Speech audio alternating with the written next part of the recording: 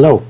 In the previous video, we introduced the idea of composite sections and underbending, and we explained the idea of transforming the section from being composite and having multiple materials in that section into a single material, and we've seen how to transform that section. And this will be an example to see how to analyze now these transformed sections and calculate the stresses at different points over that section. So we will analyze here one case that we covered before in a previous lesson, which is a skateboard.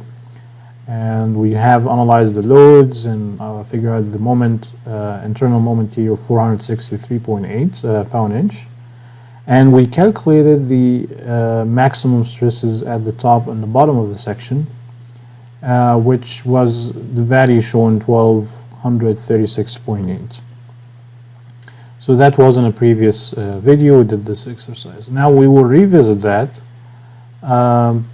And we will see how to analyze the section if it's now a composite section, which means that we're replacing the core here with carbon fiber. And the carbon fiber is kind of going all the way through the section, so it's kind of going like this. So you have a layer of carbon fiber in the middle and a layer of plywood on top and bottom. The whole depth is still ½ inch, so I'm not changing now that, but we're replacing the core at 1/8 of an inch. Instead of wood, we'll have it carbon fiber. And here, now to analyze this section, I have to know the material properties for wood, plywood, and carbon fiber, which is given here. Carbon fiber is really strong material compared to the wood we see here. Excuse me. So we can transform this section into an all-wood section or an all-wood or all-carbon fiber section. So we'll go with the second way. And we will see here that we'll see how much of the wood that we will take out to replace it with carbon fiber, how much carbon fiber to replace it with. And we'll use that factor here of the ratio between E wood and E carbon fiber. So that will be a very small factor, because if I replace the wood, which is a weaker material, with carbon fiber, I will need less material. And I will reduce here the width of that material.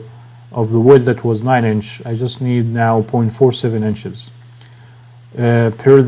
Like we covered in the previous video, we are not changing the height. We're keeping the height the same, but we are shrinking or expanding if we're dealing with the other type of transformation. We're changing here the width. So once we have the transformed section, if we can analyze the stresses, we have to calculate the inertia, moment of inertia.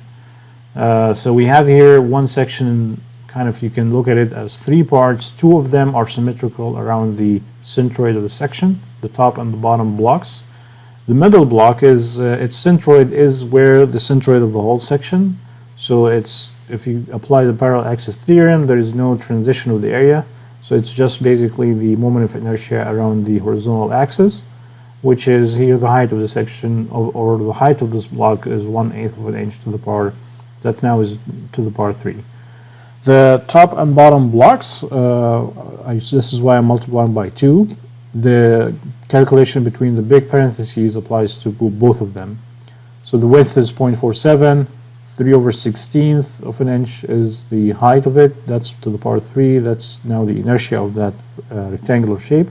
And then the area, 0.47 times 3/16. And then the distance between the centroid of the whole section, which in the middle of the 1/8 block in the middle. So the middle of it, that's 1/16. And then I will add half of 3/16. So that will turn out total to be distance 2.5/16 inches. And that's now the distance to the power 2.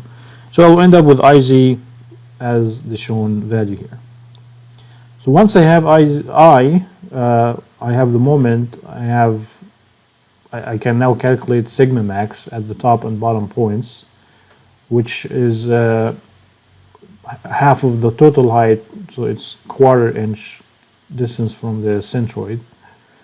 So now sigma max is MC over I, is equal to the moment multiplied by the C here, which is quarter-inch, divided by I that I calculated. And I'll find that sigma max here is huge. Like if you compare it to the previous video when we calculated sigma max when it was only wood, it was 1236 or 37. It's now 18,463. That's too large for wood, so there's something wrong here. The wood ultimate stresses will be 2,000. There's clearly something wrong. But the process is correct, so one thing that we need to do is we need to transform back the stresses in the parts where there should be wood in the original section. So let's explain that process here. So we started with the composite beam, right? So, or the composite board, skateboard here. This sigma or epsilon max of the bottom and the top, these will stay the same. So I will transform the section in a way that these strains stay the same. So I transform to carbon fiber old section here, and I use that section with the weird, shape of the cross section, the two small blocks and the one big block in the middle, to calculate I and to calculate the stresses. So kind of I end up with this normal shape of regular shape that we expect when you calculate normal stresses from bending. So you have a linear change, 0 in the middle, the centroid, sigma max and at the bottom and top if it's a symmetrical section. And we ended up with this sigma max, this huge number. So the point is that this is not the original section I have. It's just a transformed section to be able to analyze and have a homogeneous material in a section that I can analyze stresses and apply sigma is equal to MC over I or My over I. So I have to transform back. I have to go back to the original section of the wood and carbon fiber, but in the same way that I recognize now, I know that this curve, that line of change of stresses is only valid at the parts when I have carbon fiber. And this is why I made it dotted, because the function that I used the MC over I, that value here, and changed by the Y, so the M is 463.8 and I for the composite section is that. It's only valid, it will give you valid values if within the original section if it's within the carbon fiber. But what about the wood part?